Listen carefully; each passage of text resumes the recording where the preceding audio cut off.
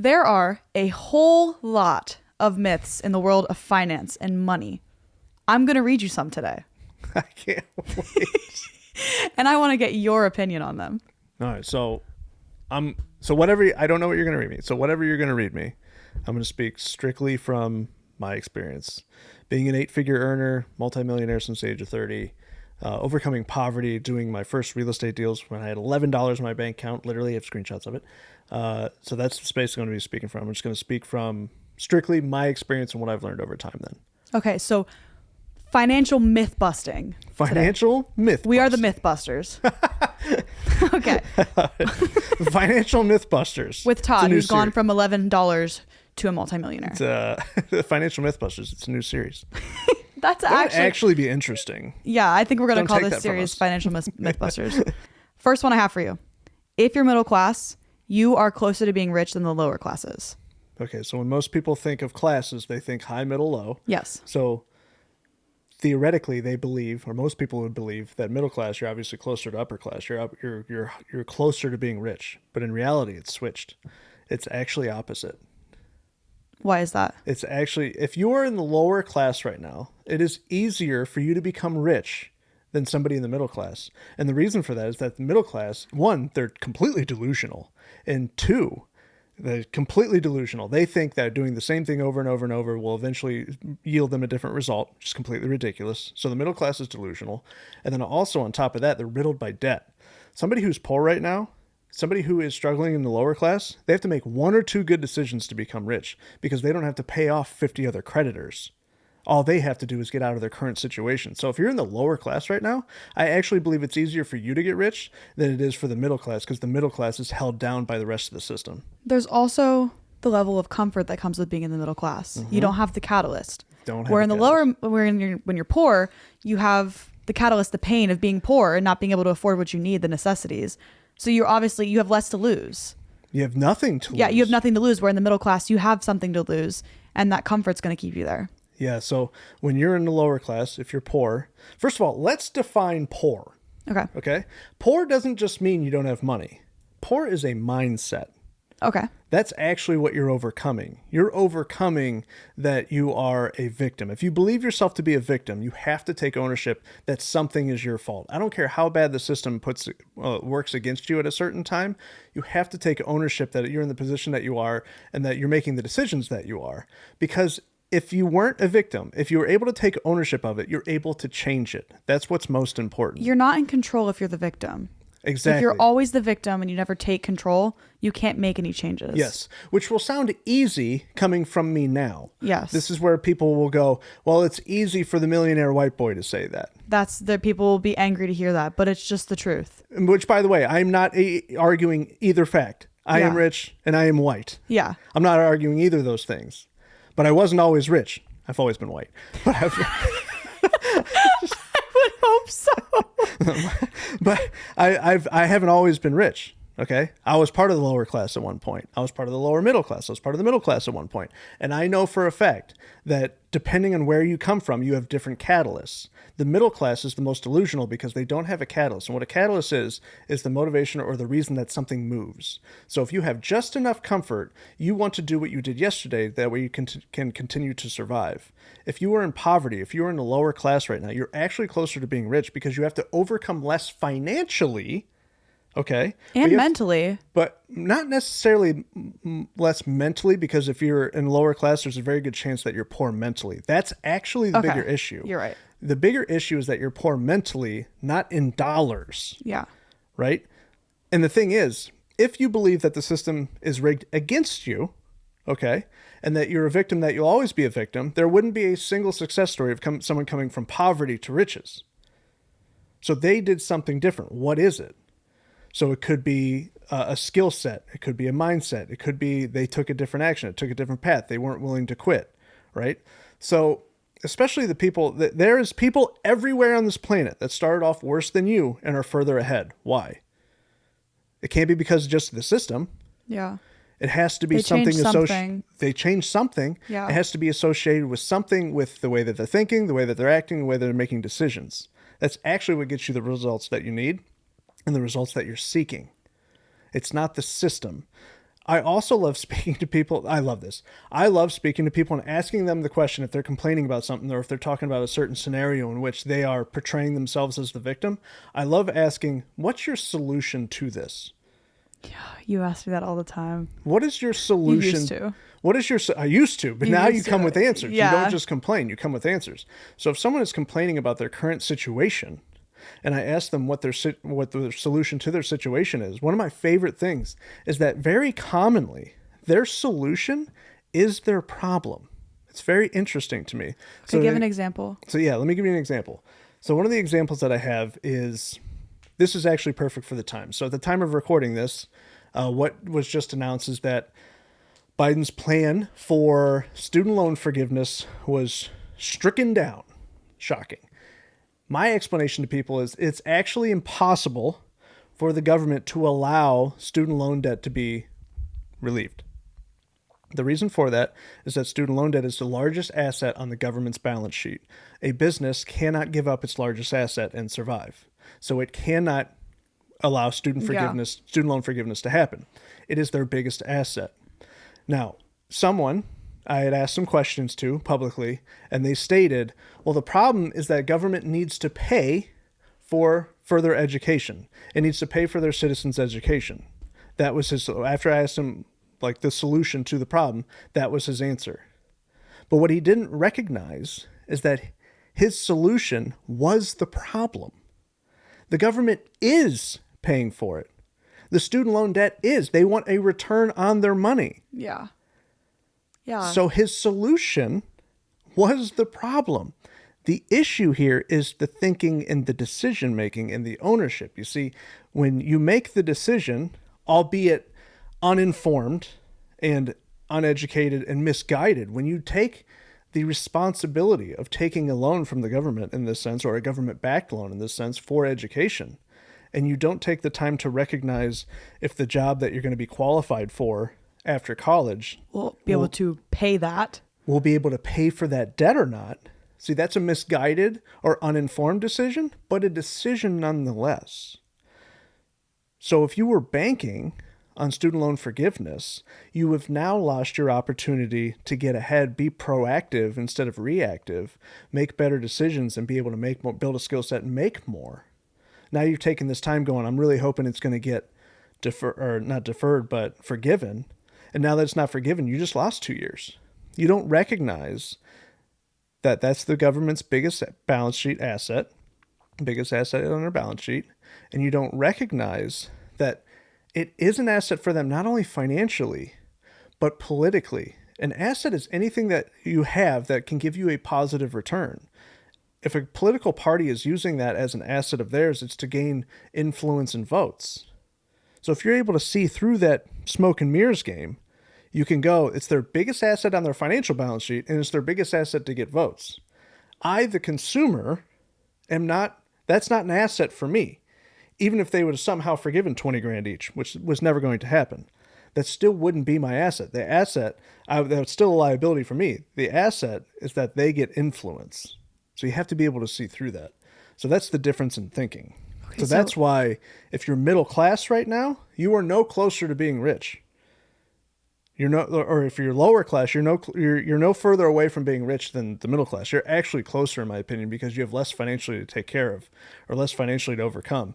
If you're somebody who right now has no assets and is living paycheck to paycheck at best, and are just trying to scrap together the things needed, you don't have a financial situation which you can actually take out debt. So at least you're not starting below zero. You're starting at zero. That's better than being in the negative. Yeah.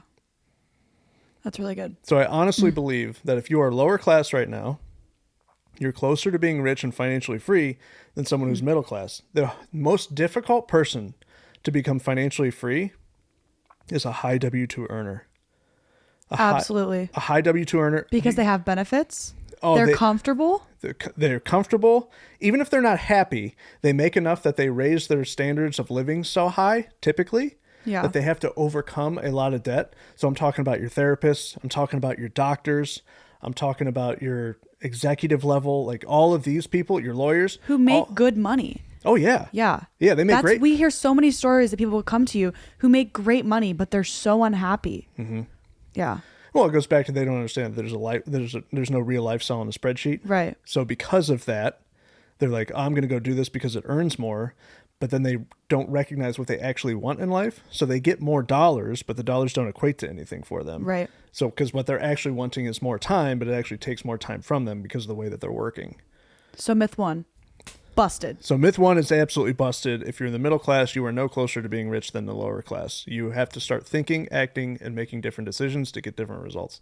All right. I have a second myth for you. Myth 2. Myth number 2. Or is it a myth? Myth or fact? Myth or fact, yeah. Okay. If you are poor, you will always be poor. Yeah, it's absolutely a myth. I feel like this one kind of speaks for itself because you see so many stories of people coming out of poverty. Yeah, the rags to riches story is one of the most popular, most beloved ones. The underdog story is the greatest story ever, right? Yeah. Everybody loves that story. So yeah, right now, your current situation holds no bar to your limit, to your potential of where you can go. Yeah. If you're in a bad financial situation right now, I want to congratulate you. If you're in a bad life situation right now, I want to congratulate you. If you're in a bad political situation right now, I want to congratulate you. And the reason for that is because if you're able to overcome these things, everything else is going to be easy. Absolutely. If you're surviving day to day right now with absolutely no money, I can't tell you how much easier it is to work hard and figure out how to make money. Yeah. Because you've lived through that. You're surviving. Yeah, you're already doing the hard thing. So if you can already do the hard thing, people ask me, it's really interesting. One of the more common questions I'll get was, how hard was it to build your businesses? Easier than it was to sit in a cubicle. Yeah. You say that all the time. It's so much easier to be rich than poor. Yeah. Yeah. Being poor is really hard. So a lot of people will say like, oh, it's not for me. It's a lot of hard work. I don't know if I have the time. Like there's all these like mental excuses. It's really weird to me because it's easier to work through struggles, pains, difficulties, and challenges in something that matters to you than it does to live in a blissful, easy day of something that doesn't matter to you. So when I was sitting in my cubicle, even the easy days were painful. Yeah. That's really scary. When your easy day is painful, that's not good. Yeah. You have to be aware of that. You have to look around and go, why? You have to ask your why. Instead of worrying about what, instead of worrying about how, which everybody wants to. Everybody wants to, hey, how do you do this? What's the secret to this? What's the process to this? What's the trick for this? There is none. Okay? There is none. It's the why. Why are you doing something? This is like when we talked about it in the episode with Ronnie. Mm-hmm. We had a comment on TikTok where we posted a clip and he was talking about how you had $700 and his $700 total to their name. Yeah. Married with three kids and they both had good jobs. And somebody commented and was like, this gives me so much anxiety. I am so stressed listening to this. Mm-hmm. And he talked about how it's so much, once he flipped the switch, it's so much easier to be rich than it is to be poor. He can't imagine going back. Yeah. See, and this will get clipped. Okay. Someone will watch this and they'll go, well, of course it's easier to be rich than it is to be poor. But the point is, then do it. Yeah. Then do it. There's no system holding you back other than your belief system. Your belief system's holding you back, but there isn't any exterior system holding you back. I don't care where you live. I don't care what system you're in, right? If you're within the United States, it's only your belief system. It is your choice to have a bad attitude. Your bad attitude is your only disability. That's it. To some extent, yeah. What disability other than a bad attitude actually holds you back? I don't know. We've had this conversation before. I don't know how much of that I agree with.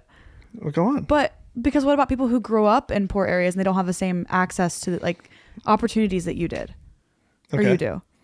Now, I'm not saying as they get older, once it comes to their consciousness that they have these opportunities, but like fresh out of high school, people who grew up in the inner city and things like that, you're saying they have all the same.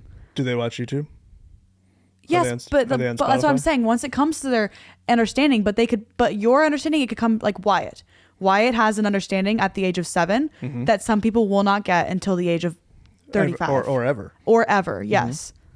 So that's what I'm saying. People who are watching this right now, you can say that to them. It might make them angry, but you can say that to them. Okay. But people who aren't watching, that's what I'm talking about. Are you telling me poor people aren't on TikTok? Maybe they are, but what if, like, this is what I mean. Like, we're bringing the awareness to them. That's my whole point. Yes. Yeah. But maybe they weren't aware of it before now.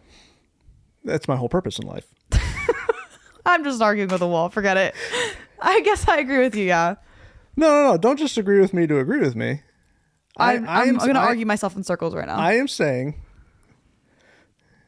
This is why you argue with questions, people. Because you guide them to their own hole. That's the key. What my point is that the system. So people will argue capitalism. People will argue democracy. People will argue. I'm not arguing that. Our political system. People. Okay, what are you arguing then? Because I said there's no exterior system that's holding them back. It's their belief system. I guess that's not even a system that I'm arguing. It's just like how people grew up. Is it just an experience? You're talking about like someone's childhood. Yes, someone's experience, like their experience in home. Like you had a great home life growing up. Some people just don't get that. A golden childhood. You had a golden childhood. We didn't have a bunch of money, but I had a golden childhood. White picket fence. Yeah.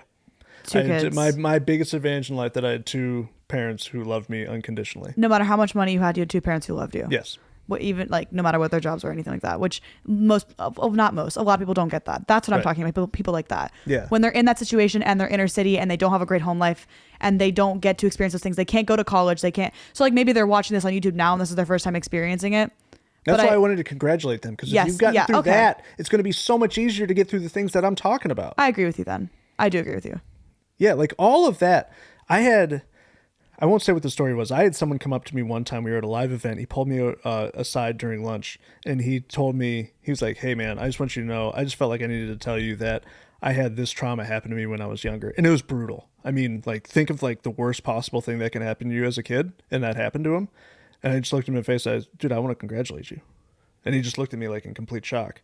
And I was like, I'm serious, because if you got through that, man, real estate's going to be easy. And I'm really excited for you. And guess what? He's wildly successful in real estate now. Yeah. And I talked to him, and it's amazing to see his story, like the arc that he's taken. It's unbelievable. Yeah. But he made the decision to get himself in public with it was probably terrifying, let alone to walk up to someone and say like, hey, I had this trauma and like, I don't really know what to do with it. Yeah. So another example of that, who I will say his name. Hi, Brad. Hey, Brad. Hey, Brad. Hey, Brad, I'm going to tag you and make sure that you watch this. Him and I, we played at rivaling colleges in baseball. Okay. So we always had a great rivalry. And it was funny. His brother, he now owns the title company that we worked with the most, which is amazing. It's a whole nother like story of like, hey, from here to here by how you think and the decisions that you make. So congratulations to him as well. But and we ended up having a lunch together. So his brother had brought us together. And I didn't recognize him, and I were sitting next to each other at lunch going like, why do you look so familiar? Why, how do I know you? And then we ended up figuring out, it's you? Like, you're the third baseman I had to throw the kitchen sink at to get out? And he was like, and it's you? You would never throw me a fastball? I'm like, no, you're going to hit it over the wall. So, we played at rivalry schools. So we ended up having a little bit of a relationship like that. But during that lunch, he had explained like, oh yeah, my fiance just left me. And I looked him in the face and said, congratulations, brother. Was this before or after your fiance? No, that was after. That's my whole point. Oh, so like you had already gone through it. Okay. Yeah. Oh yeah. Okay. That's why I congratulated him. Okay. So for anybody who doesn't know, I was engaged once before being married, and she had left, and that's why I congratulated him, because I knew, dude, like you're not even going to recognize your life in 18 to 24 months. You're going to be so happy. You're going to be the person of your dreams. You're going to have your business going. Like, this is amazing. This is the best gift that you could have been given. It doesn't feel like it right now. And he wanted to punch me in the face. He's told me that. But guess what he's got now? Amazing wife, thriving business they have together, and a kid. 24 months later, 36 months later. Yeah. And it's like, congratulations. So the hard thing that you're going through right now, congratulations. Seriously.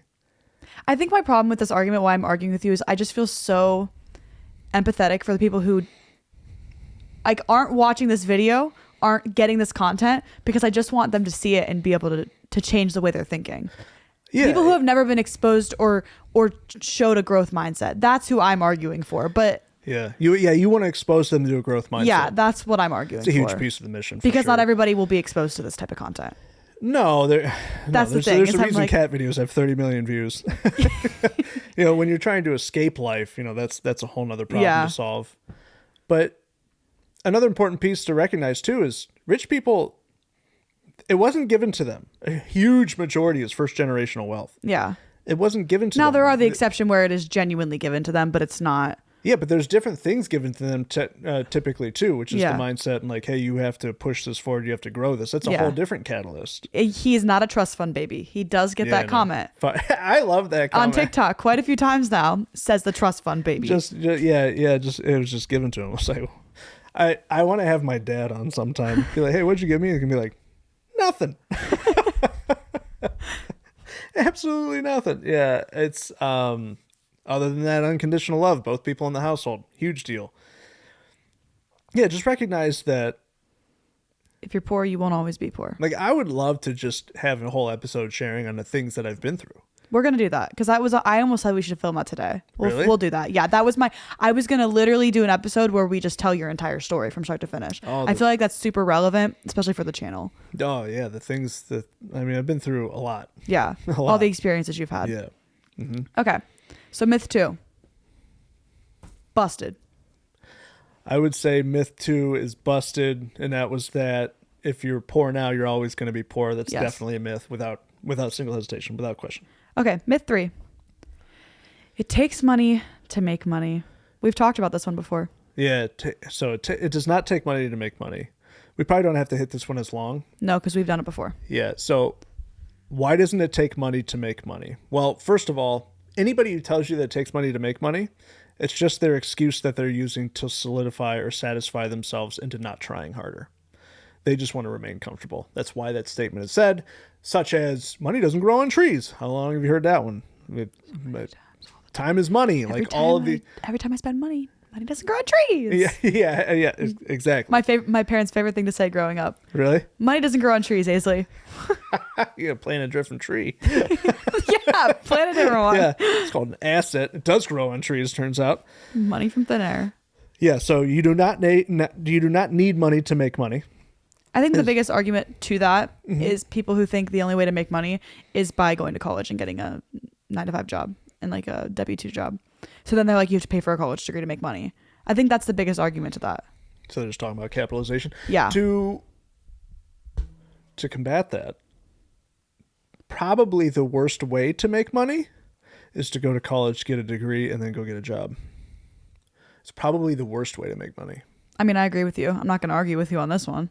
It's probably the single worst way to make money for 2 reasons. One, you don't gain any skill sets. You only gain what is perceived as knowledge. And a piece of paper. Which is, you didn't get, I guess I do have a piece of paper over there. I was about to say, they don't even give you a piece of paper, do they? But I do have my degree hanging on the wall. He has a piece of paper. Yeah, I got a bachelor's. Okay. I've done a lot with it. Would you do it again if you could go back? Well, I'm different. I was majoring in eligibility. I just wanted to play professional baseball. That's the only reason I went to college, was to play ball. Okay. So if you weren't a baseball player, would you go back and get that degree? No. Okay. No. Perfect. No. I wouldn't have went to college if it wasn't for baseball. I would argue you got more experience from baseball than you did college itself. Without question. Oh, the things I went through in baseball too. Like, baseball's the greatest sport in the world to me because it's a game of failure. So if you fail 70% of the time in baseball, you're in the Hall of Fame. Yeah. I think it's a great teacher of life. Life is like that. Business is life like that. If you succeed 30% of the time in business, you're going to be a multi-millionaire. Unbelievable. Yeah, you're constantly dealing with failure and mistakes and overcoming. And here's the 4 things in business that you absolutely have to do. Okay, and this ties in perfectly to not needing money to make money. Number 1, you have to outlearn, and most people can do 3 of the 4. So the first 3 I'm going to say, most people can do for a period of time. Number 4 is where people struggle, and which is where the actual riches are made. Number one is outlearn. So you can outlearn other people. You can outfocus on, I'm going to research, I'm going to network, I'm going to talk, I'm going to listen, I'm going to do all of these things. That way I can learn more. You can outlearn people. Most people can do that for a period of time. Number 2, I can out-strategize. Okay, so I'm going to get smarter, and I'm going to take different angles, I'm going to take different approaches, and I'm going to try different things, so I'm going to out-strategize the other people. Okay, most people can do that for a period of time. Number 3, I'm going to outwork. Now, how often have you heard this one? It takes time to make money, right? So a lot of people will try to outwork other people. They think that's the answer to riches. It's completely ridiculous. It's never going to work. That's the 3 that most people understand. Number 4 is the actual key. Well, spit it out. Number 4 is the one that actually brings riches, and that is outlast. You have to be able to outlast everybody. So even when you're going through the shit, even when you're going through struggles, even when you're going through all the frustrations, even when you've been told no, even when you've been wrong, even when you've made the mistakes, even when you've been beaten down, guess what you still do? You show up the next day with the same amount of enthusiasm. So would you say you failed more than you've won? Not even close. Without question. And you're a multimillionaire. Failed businesses, failed relationships, failed strategy, failed attempts, failed money. I've failed everything more than anybody I know. Because I'm trying more things. I'm doing more things. But you've ultimately I show back won. up. I outlast. I just want to outlast. If I can outlast everything else, I'm going to make money whether I have money at that time or not. The newsflash, rich people are broke all the time. All the time. We're broke all the time.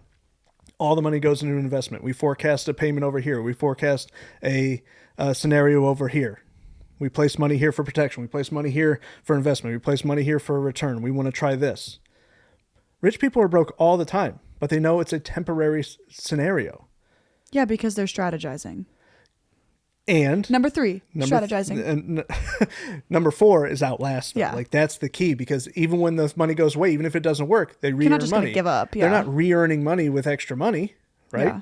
They're re-earning money with their skill sets. They're re-earning money with the first 3 principles, which are the outlearn, outstrategize, outwork, and then they outlast. Those are where the riches are actually made, is in the outlast category, because they don't quit. Okay, stop. So it does not take money to make money. Myth number 3. Busted. I love that. The hammer's coming down. The hammer coming down. So no, it does not take money to make money, or everybody would be poor, because at some point, everyone doesn't have money, for the most part. Myth number 4. There's nobility in poverty. There's nobility in poverty. So yes. Nobility, honor. I'm just going to sum it up as honor. There's honor in poverty. I believe that to be absolutely a myth in my experience in my life. Where I see this the most is in the religious ranks, especially religious people. Now, when I say religious, I don't mean that you're just a godly person or anything like that. Like, I'm a godly person. Right? Yes. Like, I'm a Jesus guy. Yeah. That doesn't make me religious, though. Like, religious to me. Religion and a relationship with God are 2 different things. We're not getting into that. Oh, but boy. Like, we're not getting into go that. there? We're not going there. But religion is structured. Yeah. Yes. Go structured watch religion. Basement with Tim Ross. He'll help you. Yeah. I love that. I love him. Yes, the relationship is different.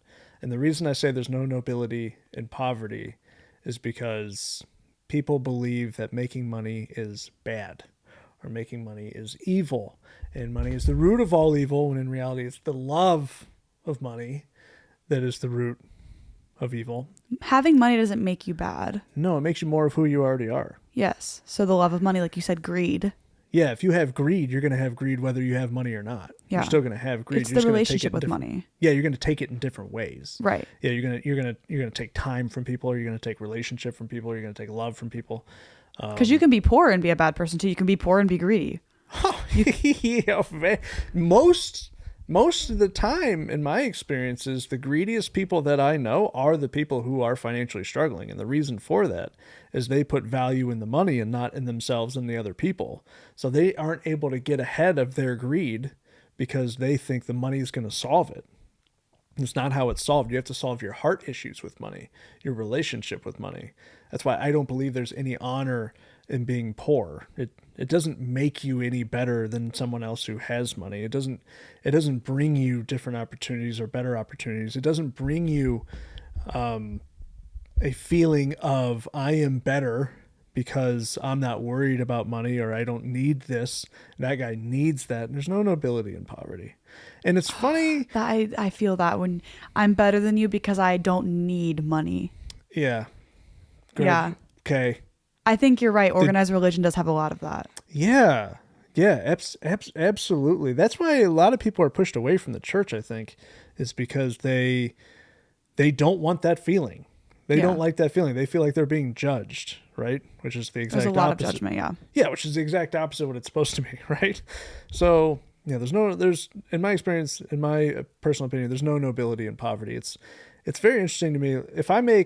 Obviously I make a lot of posts about money, because that's the conversation that I want to have. I want to have important conversations, and the ones that I wanted to focus around is about money, because so many people see it as a taboo topic that's uncomfortable to them. Which is why they have a bad relationship with money. So they can't get better with it. Exactly. Yeah. That's why I want to bring those things up. It's always very interesting to me that whenever I make a post about money or there's a conversation that I'm looking to have, there is always one or two, for sure, people, but usually a small group that really push back on, well, you don't need money to be happy. Okay. You don't need money to be fulfilled. Okay. You don't need money to be the most that you can be. Okay. It is always focused around, well, you don't need that to be XYZ. Okay. Why are you talking like that though? Right. Like if you had it, maybe you would think differently. I've not had it, and I've had it. I much prefer to have it because I'm able to provide more for others. I became more of who I already was. Okay? People saying that, it kind of sounds just more of an excuse as to why. It's almost like their insecurity is showing when they say, well, you don't, if you say, here's how to make money, and they're like, well, you don't need money to be happy. It just sounds like they're insecure because they don't have money. It almost feels like they're trying to level up their honor to come beside. Yes, or they're preying on the downfall of others. They don't want somebody else to have money because that means they're, in their mind, they're going to be above them. They're feeling less than. Yeah. Which they shouldn't. There's no nobility in poverty. Let me ask you something. This is a real question. You can answer it however you want. Like, don't just say, oh goodness, it's me sitting here. Pressure. Have you ever known me to be greedy? No. I don't think there's ever been an instance where you've made a decision or said something and I've been like, that was really greedy. Like that was, I don't think. It's because it's heart issues that people are struggling honestly with. As far as I can remember, I'm not just saying this because I'm co-hosting a podcast with you. That was my whole point. I was like, yeah. I want you to answer that because we can talk about it. I'm honestly saying that I don't think there's ever been a time where I've been like, that was a really greedy decision, or that was a really selfish decision he made. Yeah. Even if you didn't have context on a decision. Yeah. I really can't think of a time. But honestly, that speaks for itself as to why you're in the position that you're in my opinion. Yeah. So. Sorry. It's when people are dealing with heart issues and they're unaware of it, that's when problems arise. So if you have a heart issue with money, which is why I want to have the conversations, right? When money arrives to you, that's when the symptoms show. So if you're greedy, you'll have more of it. If you're selfish, you'll have more of it. If you have anger, if you have anger, you'll have way more of it. If you have fear, crippling fear, you'll have more of it. So money just amplifies those characteristics and traits. Money will maximize the characteristics within you. Exactly. So when people think of, oh, I am noble because I am poor and I don't need that, there is usually an underlying fear or some sort of character trait that gets exposed when money arrives. There is you are no better because you struggle harder than someone else. It's just not how it works. Ooh, that's good. You're no better because you struggle harder than somebody else. It's not how it works. It's like the competition. It's like one-upping somebody with problems. Yeah. Instead of celebrating someone. And you see that a lot in our TikTok comments. Oh, here's why I love people sharing their comments on short form especially. It's that they don't have context of why. They just hear a what and they react to it. When they react to it, it shows me their pain and it allows me to teach better. Yeah. So I'm like, ooh, I can help that. Ooh, I can help that. There was one earlier where he said, we're all going to die with debt because of the system that's upon us. I'm like, ooh, I can help with that. Yeah. You got any debt? I mean, I have a car payment. I'm about to have a mortgage. Yeah. You going to die with that? No. You going to die with bad debt? No. No, it's how you act. I have debt right now, but I don't believe I'm going to die in debt. Here's a better question. Do you technically have debt right now? Yes. Could you pay it off with what's in your savings account? Yep. Yeah. It's choice. It's debt, but yeah, it's strategic debt. It's not like I just spend money and I'm like, whoops, swipe the card. Like you're learning and practicing about money. It is incredible to me that people will practice a hobby, people will practice a relationship, a sport, anything. And then they'll go, but with money, with absolutely no education, they'll just throw it around and be like, hey, it doesn't work. It's broken. You didn't learn about it. Yeah. You'll go to college for 4 or 5 years to learn whatever degree that you want to learn, not a skill set. You're not getting a skill set yet. And you want to learn whatever topic you want. Why don't you learn about money for 4 or 5 years and then talk about how the system solutions could be brought about? Yeah, that's so true. People love to speak on it and love to complain about money when they haven't even tried to learn the first thing about money. No, they don't even know what it is. Yeah. They even call it money and not a currency. Like it's money. Or capital. Or, yeah. Yep. Which just goes back to why we should be learning about money in schools, but they'll never do that. Yep. Just read my books instead. Yes. If you can't wholesale after this. If you can't cash flow after this. Okay. And so that was... anything in the future. That myth was there's nobility in poverty. So you're calling it a myth, not a fact. There's no nobility in poverty, so I'm calling it a myth that there's nobility. Yeah, myth. Busted. Myth number 4, busted. Busted. All right. And if you guys like this content, like it and share it and subscribe and do all the things. Let us know. If you disagree, if you think this is fact, tell us why. Yeah, I would love to have a conversation in the comments section. We are conversation people. If you want to have a debate, I love debates. He loves to talk. Okay. Number 5, fact or myth? My surroundings are my future. Fact or myth? What if I told you it's a combination of the two? Okay. But I think it's more of a myth. You think it's maybe the angle that people are coming from when they're arguing that? Yep. Okay, so tell me what would be a fact if you're arguing my surroundings are my future? If you never change your surroundings and you aren't aware of your surroundings and how they affect you, it will be your future. Okay. But it's not it. But when I think of it as a myth, I think of it as you can change your surroundings. You can make the decision to change. You can change people. You can change circles. You can change physical location. You can change how you think. You can change your decision making, which all changes your results. So it's like if you're looking at it with a positive, of like a growth mindset versus a fixed mindset, if you're looking at that sentence, you could use it in both scenarios. Exactly. Okay. Exactly. So your current scenario, your current surroundings, determining your future, I can see it as both. But that being said, being growth minded, if I'm not happy with where I'm at right now, I can absolutely change my surroundings. So therefore it's an automatic myth bust. This is the same thing as if you take yourself out of that victim complex. If you just take control, you can change it. Yeah. I was having a conversation with somebody in one of my posts. So I have my best conversations is like just on your post, questioning people's thinking. Again, my favorite question to ask someone is, what do you believe the solution to this is, if they have a very, aggressive stance on, a specific topic, which I think is a good thing, right? Everybody knows my specific stance on traditional retirement plans, 401ks and things like that, right? But when you ask me, what do I think the solution is? I have one for you, and it's not the problem regurgitated. Yeah. Right? So one of my favorite questions to ask is, what is the solution to this? So in a scenario of my surroundings are my future, I like to ask that question. I had a conversation the other day, and it was very similar to that. Well, how do you believe to... The question was about capitalism. Is capitalism the cause or the solution to poverty? That was the question. And then one of the people was stating that it is the absolute cause, okay, and that there will always be rich people preying on poor people. Okay, what do you believe the solution to this is? And the answer was the eradication of capitalism. Okay, but that's not a solution. That's just you're just trying to get rid of something. What's the solution? And the solution was we need more options of freedom of choice. Isn't capitalism freedom of choice? It is free. Exactly. That's my whole point. It's like when you will get to the point of where they just regurgitate the problem. Yeah. They don't actually have a solution. So that's the problem with if you're fixed minded and you aren't adopting a growth mindset yet, you're going to find yourself in a position where you just regurgitate your problem as the solution, and you honestly believe that your solution would fix it, even though that solution is already in place. Yeah. So I'm not saying capitalism's all good, all bad, or anywhere in the middle. I'm not even going to give you my opinion of that. Yeah. So, but what's funny is people who will give a specific opinion on that or be very pointed in their opinion. Typically, if you ask them about the problem, their solution is just regurgitated as the problem. It's very interesting to me. I don't know where that comes from. Okay.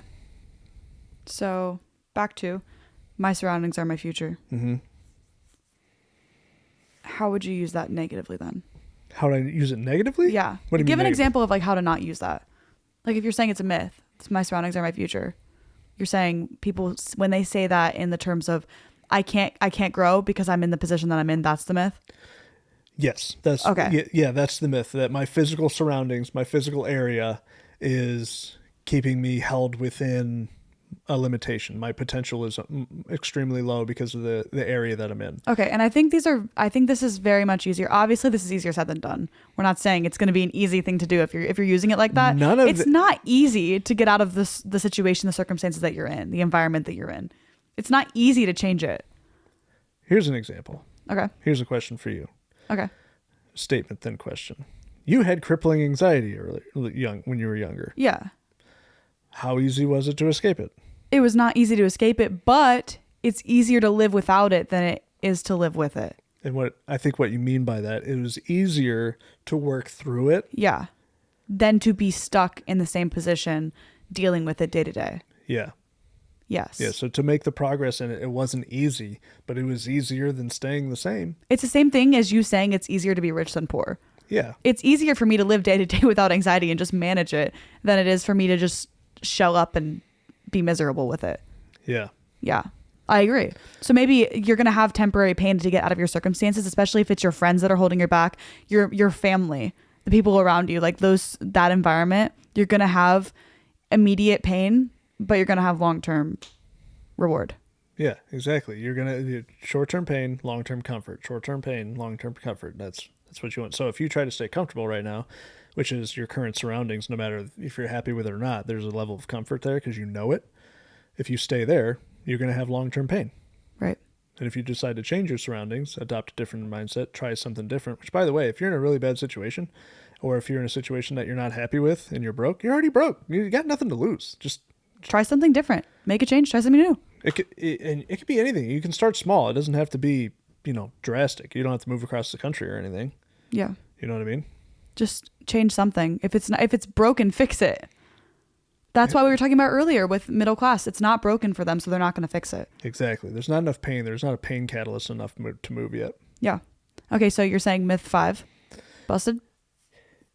Yeah, I do believe depending on the angle that you're looking at, it could be both. It could be fact or myth, but I lean more towards myth because I'm growth-minded, so therefore I see the opportunity to change, and your current surroundings are not fixed and set in stone. It's up to you to make the change. And that goes with the same myth as if you're poor, you're always going to be poor. It's the same thing. Yep, very similar. Okay. Number 6, government policy needs to change. Government policy needs to change. This one's very loose. Yeah. I think that goes along with people's opinion of, well, the government and the policies and the economics surrounding it are what decide my results, which is ridiculous. Okay. You decide your results. Nobody else decides your results. Right. Right. So it's like people get mad about taxes and things like that. People will get mad at me because they're like, okay, like I make $1 million and have a $0 tax bill. Okay. And they go, that's not fair. That's ridiculous. People get angry about it. People don't understand it. Growth-minded people are like, how'd you do it? I want to do that. And then fixed-minded people are really angry about it. And they're like, you should pay taxes, eat the rich. Yeah, exactly. I hate you. My old license plate on my R8 was tax the rich. I loved it. So the people who get upset about that and angry about that, they don't recognize that we're all playing by the same rules. You're all under the same rules. And the way that you're doing it, you're not cheating. You're not breaking the rules. It's not that you're breaking the rules. You're playing on the same playing field. We're on the You're same just board. Strategizing differently. We're on the same. See, out strategize. Remember, Yeah. out strategize, not less. Here is why I'm able to out strategize.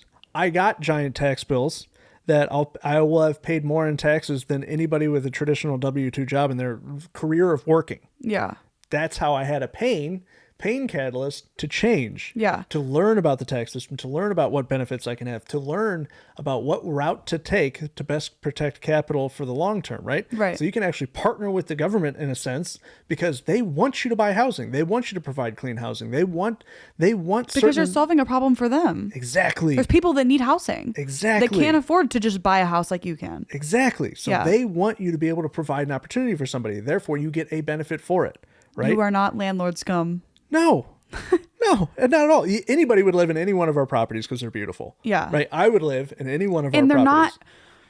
You're not gouging people's eyes. No, we're typically below market rent. Right? Yeah. Like at least we try to be close to it, but typically we're actually technically a little because bit I think below the stereotype is that people buy houses and then the rent is through the roof and they're the reason people can't afford to live in the area. Right. It's just not the case. It's the market that determines the rental rate. Yeah, but also people just they're not educated on it and they don't understand, so they're just looking for somebody to blame. Right, so they just get angry. Yeah. Right. And then you're the easiest person to get angry at because you own the property. Right. It's incredible to me the people that get mad about things like that. It's like playing Candyland and like being mad at me because I draw the ice cream cone on the first draw and I get to skip 3/4 of the board and then win, and you draw a double orange and you're only like 4 steps ahead to start the game.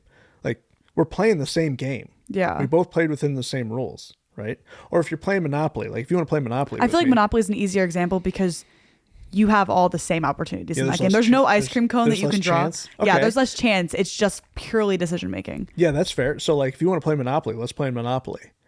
Right? Don't play Monopoly with him because one, you'll be there all night. Two, you will get your butt handed to you on a platter, and it's actually unbearable. Watching him and his real estate friends that they've sat in a room with me and played Monopoly, it's like a 3-day long ordeal. The board stays on the table for 3 days, and you actually want to gouge your eyes out. Yeah. So it's funny to me that, okay, you can play Monopoly with somebody. It's like them getting mad at you for buying houses and investing in assets and understanding how money works. Yeah. You're playing the same game. You're playing with the same rules. Yeah. Right. If one abides by the rules better or with further understanding, why would you be mad at them? You have the same opportunity to do that. The people that say like, oh, that person has opportunity because, to have benefits that I don't. No, you have the same benefits. You have the same rules. We're just acting and thinking and decision-making in a different way. And the crazy thing the crazy comparison, sorry, hold on, let me start that. And a crazy thing is that life is like the game of Monopoly, because in Monopoly, if I lose to you in the game because you strategize better and you knew more than I can, more than I do, I can just go back and play it again and try again. And I learn more, try again. Yeah. Life is just like that. It's a real life Monopoly. Yeah. Yeah. It's real. You are a landlord right now, but that doesn't mean that I can't do the same thing as you and have the same assets and learn how to do what you're doing. Yeah, because you're doing it doesn't mean that I can't do that. Yeah, just like in the game, if you go bankrupt, you can start the game again. That's what you get to do. You just reset the board. Yeah, that's what you get to do. Yeah. Then that brings us back to our original thought of, in my opinion, the lower class is closer to being rich than the middle class. It's just that their board was reset. Yeah. Sometimes you're on a clean board. Sometimes that's a blessing and a gift. You want a clean board. Yeah. You don't want to start with $180,000 in student loan debt and bad debt and a $300,000 mortgage that's underwater and 2 cars that are both $40,000. Like, now you can make $150,000 a year and be in the red every single month. Yeah. I would rather be in a lower class where I didn't even have the ability to get credit yet. Right? Or to get debt yet. Because you don't have the credit to prove it. I don't have any credit or history or money to put down. Right? Now I make one good decision on a 4-unit or a small complex or a duplex or something. Yeah. Anything tangible that pays me $2,000 a month. Now I'm financially free in one deal. Yeah. That's why I honestly believe if you're in the lower class right now, there's a little bit of a blessing there that if you look at it from the right angle, you go, this is a real opportunity for me. Now my board is reset. Yeah. So this one was government policy needs to change. I think we could also word that government policy is the reason I'm losing, like that type of thing. Yeah. I think that would be a better way to word that, because I think people blaming government policy is what we're talking about. Yeah. So you're saying that's a myth? I would absolutely say that's a myth, because you have free reign and opportunity to make the decisions that you do. At least if you're within the United States. If you're within any free country, if you're listening to this from North Korea somehow, maybe it's different. I haven't dealt with that one yet. But if you're within the United States or any free country or any free thinking space or free decision making space, it's up to you. It's not up to somebody else. No one's coming to save you. No one's coming to get you. No one's coming to change it for you. The best thing that we can do is educate you, which is why my mission is what it is in financial suffering. It's through education, financial literacy, financial IQ, and practice. So myth number 6. I would consider that busted. Busted. All right, I got one more for you. One more. Rich people are selfish. Ooh, rich people are selfish. I think we've kind of covered this already. A little bit. I would say, again, money's going to make you more of who you are. So are there selfish people out there that are rich? Yeah, of course. But there's just as many selfish people out there that are poor. And middle class. All right, here's a question for you. Okay. If somebody thinks that a rich person is selfish, okay, and a narcissist or anything like that, and they think that you should eat the rich, any of the typical comments, typical one-liners, or if they believe that the rich should give up their money and give it to them, isn't that the more narcissistic, selfish I was going to say, I think that's thought? a little more selfish to think that you deserve the money that the rich people are making. Isn't it? Because typically the rich, what they're doing is providing a monster value somewhere in the space that is solving a giant problem. That's why they get paid. That's earning the money for them. Yeah. There's a reason that they have the money. Typically, yeah, you're solving a problem. Just like we just talked about landlords. Yeah. You're solving a housing problem. You're providing housing to people. Huge problem. Who can't afford it. Like These people can't afford to buy a house. You can, and you're providing housing to them at a reasonable price. Mm-hmm. And then typically the people who get upset about landlords, they just had a bad experience, which there are bad experiences. There are bad out landlords, just like we just said that there are selfish, rich, and poor people. But you can audit your landlord before you go rent somewhere. Yeah. That's the other reason why I think college is one of the worst ways to go make money, is because when it puts you in debt, you have to accept the first job offer you get. You don't have the opportunity to audit who you're really going to be working for. Hey, you just need to get a job. You just need to get a job to survive. Yeah. So it starts you on that hamster wheel. You don't have the opportunity to audit who you're going to be working with. You don't have the opportunity to audit who you're going to be working for. You don't have the opportunity to ask yourself the question, am I going to grow the most in this position, or am I just getting paid? Right. So you put yourself into a box, like right off the bat. Because you're scrambling. You're like, I need money. I just went into debt, so much debt. I need money. I need to live. How am I going to eat? Yeah, exactly. Yeah. Yeah. So one of the common problems that I deal with a lot is, well, I have 2 jobs and 2 kids, and I don't have any time to save, or I don't have any money to save. Yeah, you're in a hell of a problem right now. You got to do something different. Yeah. Great question. Have you learned of the opportunity that's going to be able to take care of you and your family for the rest of your life? If the answer is no, it's probably the most important question you'll ever hear. The second most important question is probably, are you taking any time to discover what that opportunity might be? And if that answer is no, are you seeking it out? Right. If you're not seeking it, if you're not seeking that opportunity, it's not just going to come to you. Nothing's going to change. If nothing changes, then nothing changes. Right. I learned that from Jim Rohn. Like, those 2 questions back to back, they'll point out your direction. They'll do it really, really quickly. The first time somebody hears that question in their life, it's going to change their life. Yeah, the first time that they seek it. Yeah. The first time, not necessarily the first time they hear it, but the first time that they actually seek the opportunity. Because I can think back the moment in which that happened for me. Right. Nobody asked me that question. It's when I heard in my cubicle that my financial problems are my fault, not my employer's. Maybe it made you a little angry. When I heard that, it was, awe-inspiring. I didn't know what to do. Right. And that was the last time I walked out those doors, down those steps, never walked back up them. But that was also the day that I began seeking the opportunities that could take care of me and my family forever. And that's when I came across real estate and education, which are my 2 gifts. Myth number 7, the rich are selfish. Busted, right? In most cases. Put the hammer down. The rich, huh? Put the hammer down. Thank you. Hammer down.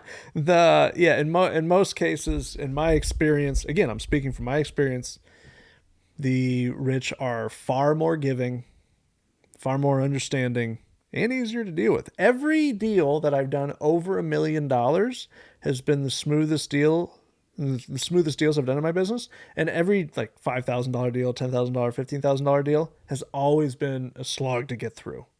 Okay. Because of the mindsets and the people that are involved. There you have it. So I would say that in my experience, the rich are not selfish. He has spoken. I have spoken. This is the way. And you have seen 7 financial myths. 7 financial myths, all hammered down, with the exception of the one that was kind of both. But from our perspective, again, my experience. I think it could definitely be both, depending on how the person's using it in the argument. Yeah.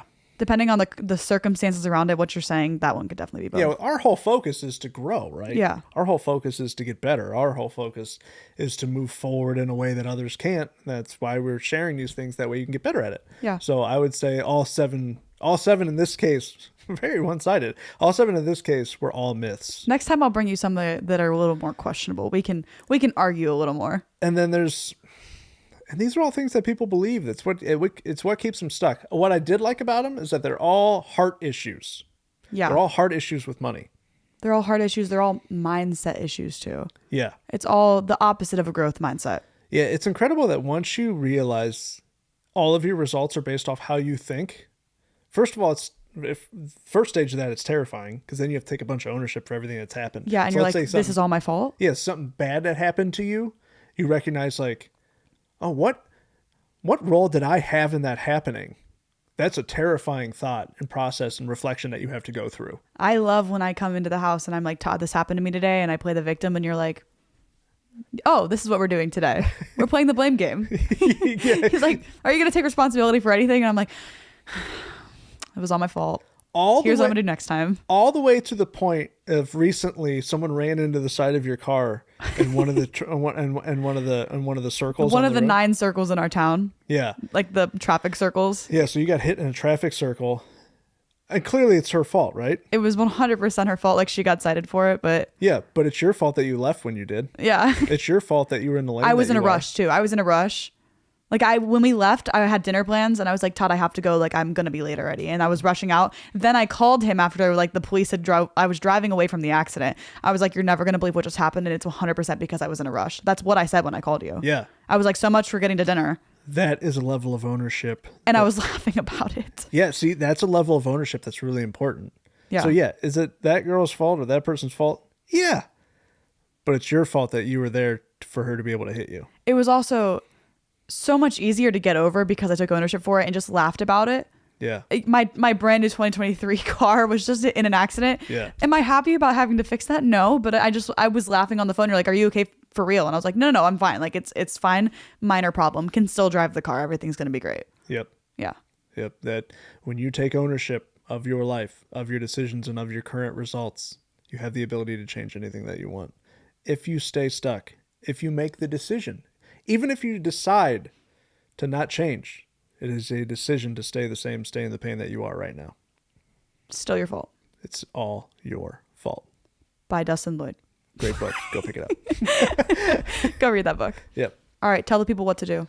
If you've decided to make a change and you want to get better, because again, if you stay the same, that is a decision to stay the same. So if you've decided that you want to improve, I think the best thing you can do is go down in the description down below and click the link to join our free newsletter. And our free newsletter is going to send out weekly information to you. That way you can make a change. And it goes right back to, it doesn't take money to make money.